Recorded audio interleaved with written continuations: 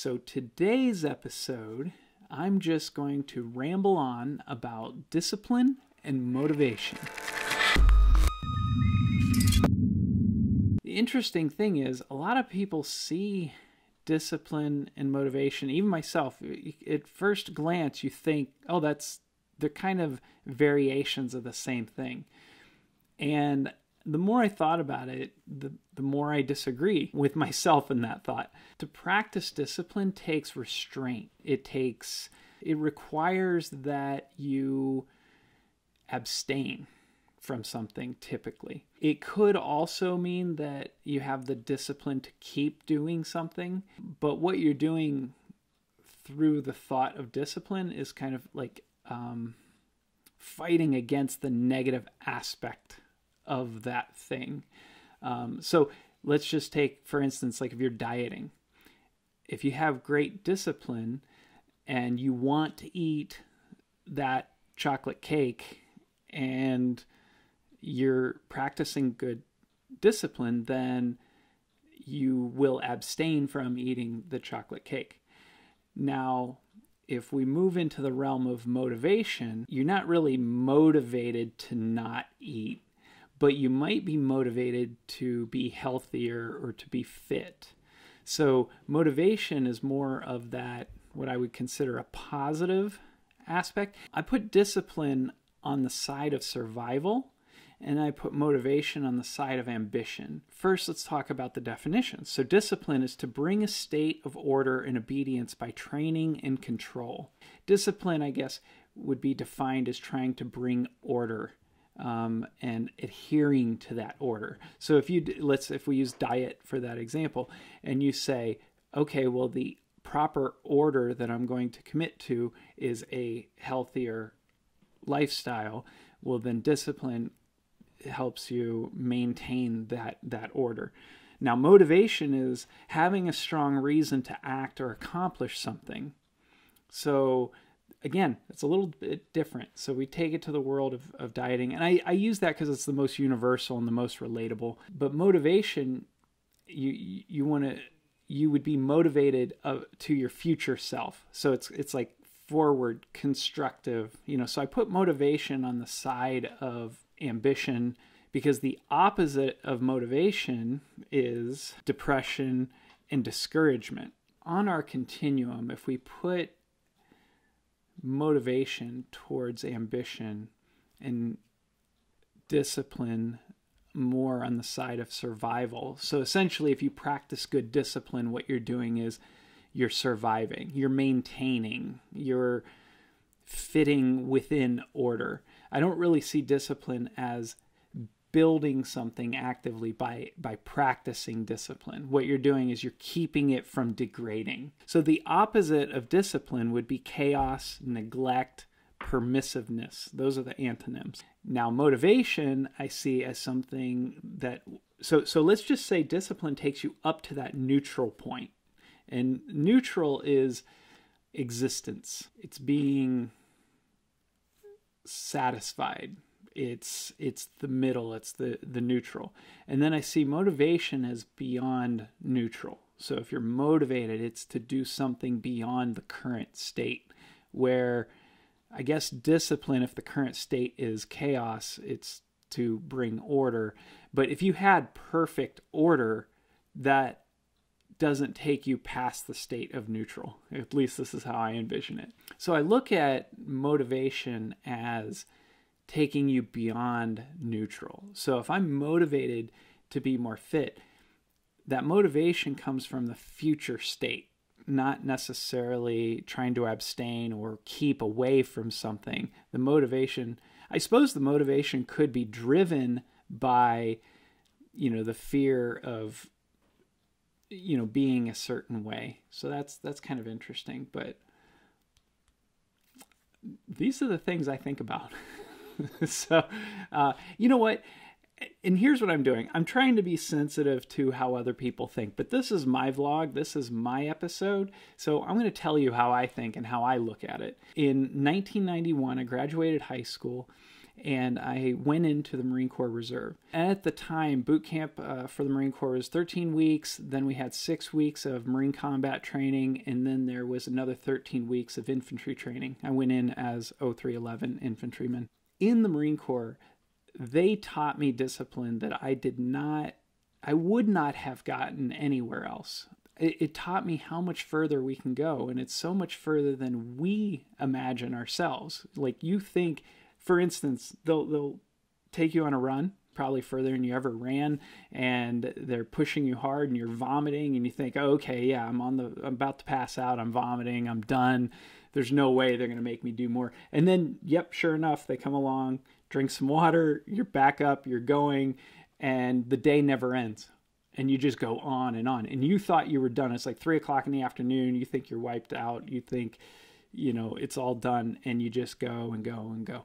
And it's just a series of events like that where you just think you've hit your limits, and they just shatter right past them and keep going. That principle teaches you a lot. When you realize that, then you start to question. You're like, wow, all these limits that I had before were self-imposed. You realize, wow, I didn't really have those limits I thought I had. So it's really amazing what happens when you think you can't, or when you think you can do more. That's why a lot of the crazy people that think they can do anything can do a lot more than you think, because they think they can. The mind is a very powerful thing. So my sense of discipline and motivation and kind of understanding of that was definitely something that set it on fire and really told me, wow, I can do more than I think I can.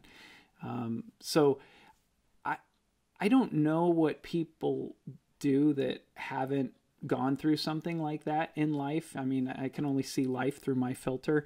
But if you've never been in that situation where you've been forced to be pushed past your limits, I recommend that you find a way to do it, because it is a very empowering thing, and it's a really wonderful thing. Let's explore how motivation and discipline relate to other areas, like maybe career. I think that's a popular one as well. So in your career, discipline would be if you understand the path that you're pursuing, and you come to these crossroads where you know that if you don't do this thing, or if you do this thing and it's boring or unpleasant, or there's conflict, and you use those as excuses to not do them, then you're not practicing discipline. Now, the other side of that is motivation. So if you take the motivation of envision what that career is that you want it to be, and what you think it can be, and use that motivation to get past those things, I think that's a good way to use discipline and motivation in conjunction with one another. One, understand that if you bring that order to it, it's kind of like greasing the wheels, and then the motivation puts it over the top. So I think a healthy dose of both.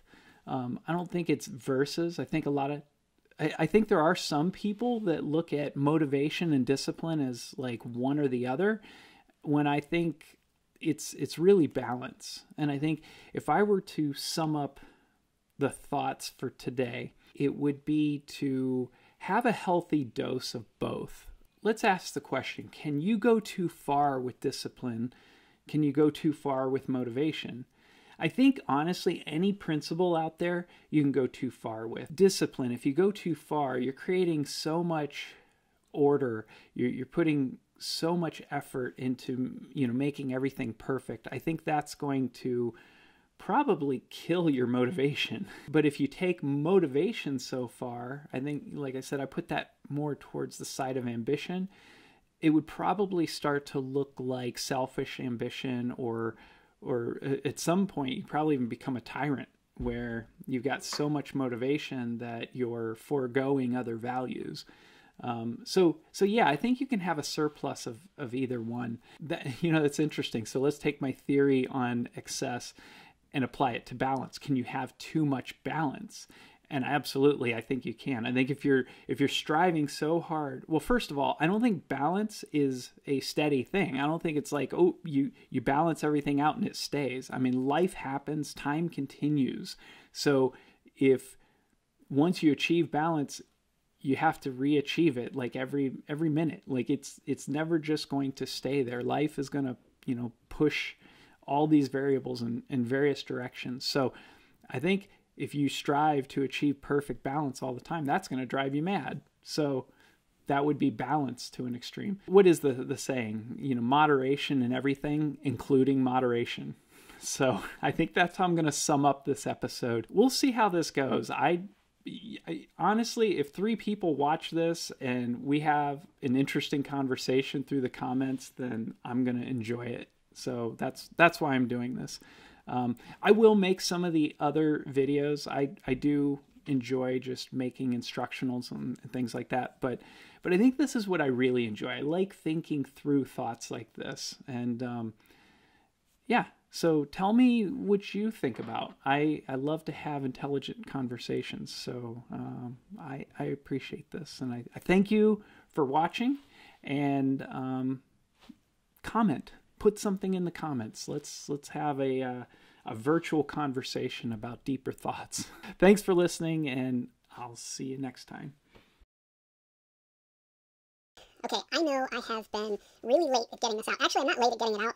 I made probably 4 attempts at getting another vlog out at some point, and I just wasn't feeling it. I think, quite frankly, I was overproducing them, and it is what it is, but I was having trouble getting motivated to get these done. And I thought, looking back, I kept kind of like overproducing them. And when I look back, probably my favorite one, the one I enjoyed the most, was I was just talking through my thoughts, risk and ambition. And there were some things that I had personally struggled and dealt with, and some things that I guess, I don't know, they were real. And then I did some lighting tutorials, or a lighting tutorial, and I thought that was fun and it was interesting, but I don't think that's what I really enjoyed truly. I think that's what I thought people wanted. And if this is my channel and it's my vlog, if whatever you want to call it, I don't know if it's a vlog, then it should probably be what I enjoy. And quite frankly, what I enjoy are digging into the topics of personal values and principles and morals. And I don't know, even if I genuinely enjoy those kinds of conversations. And the great thing about YouTube is it allows us to have that conversation virtually, I guess, with people around the world. You guys can comment, and it can spur all these other conversations about elements of these topics that I hadn't thought of. So today's episode